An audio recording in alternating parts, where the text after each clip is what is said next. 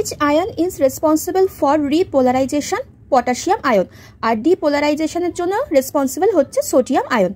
What is the function of SR? SR মানে হচ্ছে sarcoplasmic reticulum to store and release calcium ions.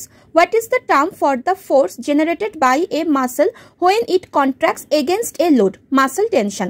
Which event occurs during the latent period of muscle contraction? Release of calcium ions. When muscle generates force without changing its length, তো সেটাকে বলা হচ্ছে isometric contraction. এইটা না খুব ভালো করে পড়বে। When muscle fiber is unable to respond to another stimulus, it's called refractory period. What is the role of troponin and tropomyosin in muscle contraction? To block the myosin binding site on actin filaments. Neurotransmitter is released by the motor neuron. It's called acetylcholine. এটাকে একটা উত্তেজিত neurotransmitter বলা হয়।